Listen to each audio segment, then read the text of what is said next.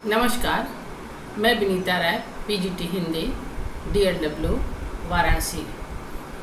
आज मैं कक्षा 12वीं के बच्चों के लिए हरिवंश राय बच्चन की कविता दिन जल्दी जल्दी ढलता है लेकर प्रस्तुत हूँ। कक्षा 12वीं कोर में हरिवंश राय बच्चन की पहली कविता आत्मपरिचय, जो आप लोगों ने पढ़ लिया है। संक्षिप्त जीवनी भी आप लोगों ने जाना है। अब हम दूसरी कविता पढ़ने जा रहे हैं, तो पढ़ने से पहले हम बच्चन जी के बारे में कुछ अनिवार्य बातें पुनः जान लें। जैसे हरिवंश राय बच्चन हिंदी कविता के उत्तर छायावादी काल के प्रमुख कवियों में एक हैं। उनकी सबसे प्रसिद्ध कृति मधुशाला है। पढ़ने से पहले हमें कुछ बातें जान लेनी होगी।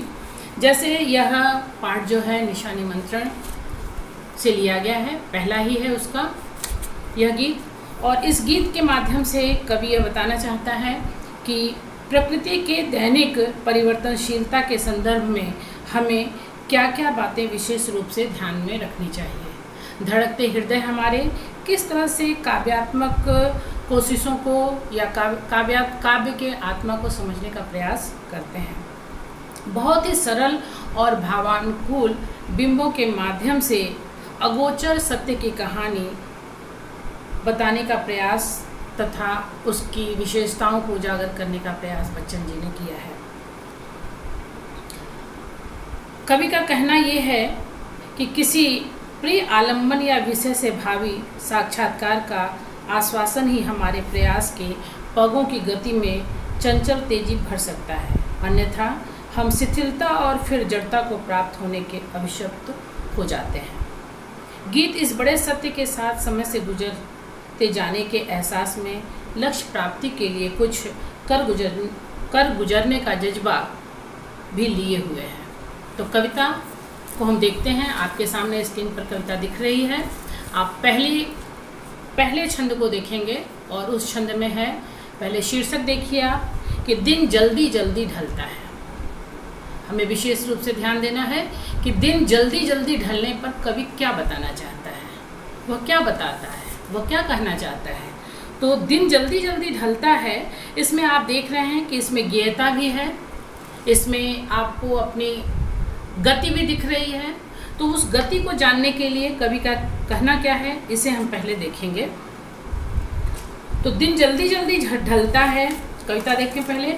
हो जाए न पथ में रात कहीं, मंजिल भी तो है दूर नहीं, यह सोच थका दिन का पंथी भी जल्दी जल्दी चलता है, दिन जल्दी जल्दी ढलता है। बच्चे प्रत्याशा में होंगे, नीड़ों से झांक रहे होंगे। ध्यान दीजिएगा, बच्चे प्रत्याशा में होंगे, नीड़ों से झांक रहे होंगे, यह ध्यान परों में चिड़ियों के भरता कितनी चंचलता है, दिन जल्दी जल्दी ढलता है। तीसरा पद, मुझसे मिलने को कौन विकल। आप यहाँ देख रहे हैं कि प्रश्नवाचक चिन्ह लगा हुआ है। तो कवि खुद प्रश्न करता है अपने आप से कि मुझसे मिलने को कौन विकल, मैं हूँ किसके हित चंचल। यह प्रश्न शिथिल करता पद को भरता उर में विह्वलता है, दिन जल्दी जल्दी ढलता है। आपने कविता देखा, और कविता के अब भाव को हम देखेंगे। भाव अर्थात हम उसके अर्थ को देखना चाहेंगे। तो पहला है आपका, हो जाए न पथ में रात कहीं, मंजिल भी तो है दूर नहीं, यह सोच थका दिन का पंथी भी जल्दी जल्दी चलता है, दिन जल्दी जल्दी ढलता है। तो आप अंडरलाइन करिए, पथ पे, रात पे और मंजिल पे। इन तीन चीज़ों को आप देखेंगे तो आपको समझ में आएगा। पथ जो है मानव जीवन का संघर्ष है, और रात जो है वह मृत्यु का प्रतीक है। साथ ही साथ मंजिल जो है परमात्मा से मिलने की जगह है। कवि यह कहना चाहता है कि इन सारी हमारी जो प्रतीकात्मकता इस काव्य में प्रस्तुत करने का प्रयास कवि ने किया है, तो उसमें उसका कहना है कि यह तीनों प्रतीक जो हैं हमें अपनी कविता के भावों को समझने के लिए ज़्यादा अनुकूल हैं। कहता कवि क्या है, यह सोच थका दिन का पंथी भी जल्दी जल्दी चलता है, दिन जल्दी जल्दी ढलता है।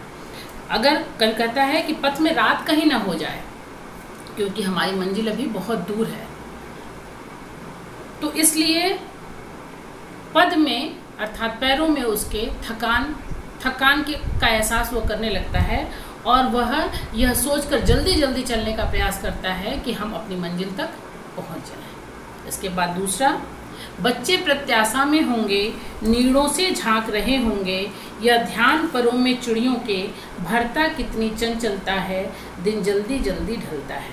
फिर इसके बाद से आप देखिए, बच्चे प्रत्याशा में होंगे मतलब आशा में, प्रत्याशा मतलब आशा में, नीड़ों से झांक रहे होंगे। आप देख रहे हैं चित्र में ऊपर नीड़ बना हुआ है, घोंसला बना हुआ है और बच्चे उसमें से, चिड़िया के बच्चे जो हैं आपको दिखाई दे रहे होंगे। तो बच्चे नीड़ों से झांक रहे होंगे, यह ध्यान परों में चिड़ियों के, भरता कितनी चंचलता है, दिन जल्दी जल्दी ढलता है। आप देखते हैं संध्या काल के समय कि पक्षियों को आकाश में उड़ते हुए और उनके परों में तेजी का भी आपने एहसास किया होगा, क्योंकि उन्हें भी यह आकुलता होती है कि नीड़ में बैठा हुआ, घोंसले में बैठा हुआ मेरा बच्चा मेरे आने का इंतज़ार कर रहा है। जैसे आप लोग अगर व्यवहारिक रूप से लेते हैं तो आपके भी मम्मी पापा जब छुट्टी होनी होती है तो आपके लिए आतुर होते हैं और वो आपका इंतज़ार करते हैं, या तो वो स्कूल आते हैं लेने के लिए या फिर घर पे ही आपका गेट पर खड़े होकर इंतज़ार करते हैं। तो वैसी ही विह्वलता, वैसी ही व्याकुलता जो है उस चिड़िया को भी है अपने बच्चों से मिलने की। अगला पद, लेकिन यहाँ पे कवि को निराशा होती है। कवि कहता है कि यह जो ऊपर की स्थितियाँ हैं वह स्थितियाँ मेरे साथ नहीं हैं, मुझसे मिलने को कौन विकल्प, वो प्रश्न करता है। वो सोचता है कि मुझसे मिलने को कौन व्याकुल है, मुझसे मिलने के लिए कोई व्याकुल नहीं है। फिर उत्तर देता है, मैं हूँ किसके हित चंचल। हित मतलब किसके लिए, मैं किसके लिए चंचल हूँ, किससे मिलने के लिए मैं आतुर हूँ और मैं अपने पदों में क्यों चंचलता भरूँ, अर्थात मैं आतुरता क्यों दिखाऊँ। तो कहता है यह प्रश्न जब मेरे मन में आता है, ये ऊपर के दोनों प्रश्न जो हैं आपके सामने हैं, जैसे मुझसे मिलने को कौन विकल्प, मैं हूँ किसके हित चंचल, यह जब दो प्रश्न मेरे मन में आता है तो मेरा पैर जो है, पद जो है वह शिथिल हो जाता है, शक्तिहीन हो जाता है और भरता और में विह्वलता है। विह्वलता मतलब व्याकुलता, वह हृदय में व्याकुलता भर देता है कि मैं किसके लिए नीड़ तक जाऊं, अपने घर तक जाऊं, मुझे घर जाने की जल्दी क्यों है। और यही सोचकर उसके पैर जो हैं वो लड़खड़ाने लगते हैं, रुकने लगते हैं और वह शिथिल पदों से फिर वही सोचता है कि समय तो अपनी गति से निरंतर बढ़ रहा है, आगे बढ़ता ही रहेगा। लेकिन अब आप एक कविता देखिए, कविता के साथ साथ आपको कुछ बातें और भी जाननी होंगी। उस भावों को जानने से पहले आपको शब्दों पर ध्यान देना होगा कि शब्दों के अर्थ आप लिख लें। आप देख रहे होंगे मैंने कुछ शब्दों के अर्थ बताए भी थे आपको, और उसके साथ ही साथ आप और भी शब्दों को देख लीजिए। जैसे कि मैंने पथ और रात और मंजिल पर तो आपका ध्यान केंद्रित किया था। अब आप आपके देखिए, प्रत्याशा मतलब मैंने आशा बताया है आपको, आप लिख लिए होंगे। नीड़ मतलब घोंसला भी आपको बता दिया गया है, पर मतलब पंख भी बताया गया है, और चंचलता मतलब अस्थिरता, मन में अस्थिरता है और इस अस्थिरता के कारण ही वह घर जाने के लिए व्याकुल है। अब इस के बाद जो है अंतिम पद में देखिए आप, विकल मतलब व्याकुल, हित मतलब लिए या वास्ते, चंचल मतलब क्रियाशील, शिथिल मतलब ढीला, पद मतलब पैर, उर मतलब हृदय, और विह्वलता मतलब आतुरता, व्याकुलता या बेचैनी, जो भी आप समझ सकते हैं समझिए। और इस तरह से कवि अपने आप को, अपनी असमर्थता को व्यक्त करता है और वह बार बार यही कहता है कि मैं, वो प्रश्न लेकर आपके सामने खड़ा होता है कि मुझसे मिलने के लिए कौन व्याकुल है, जिसके लिए मैं आतुर हो रहा हूँ। अब आप कुछ व्याकरणिक देख लीजिए बिंदुओं को। व्याकरणिक बिंदु भी बहुत अनिवार्य होते हैं, क्योंकि काव्य जब पूछा जाता है तो काव्य सौंदर्य और काव्य सौंदर्य पूछा जाता है। काव्य सौंदर्य में भाव सौंदर्य और शिल्प सौंदर्य दोनों अलग अलग होता है। भाव सौंदर्य में आपको कविता के भावों को लिखना होता है, शिल्प सौंदर्य में आपको व्याकरणिक सौंदर्य को दर्शाना होता है। तो कुछ व्याकरणिक सौंदर्य भी आपको जानना अनिवार्य है। तो उसको जानने के लिए आप पहले तो जान लीजिए कि जल्दी जल्दी शब्द जो बार बार आया है उनका वो पुनरुक्ति प्रकाश अलंकार के अंतर्गत आएगा। इस तरह से अगर आप देखें तो यहाँ पे वियोग श्रृंगार की भी अनुभूति हुई है।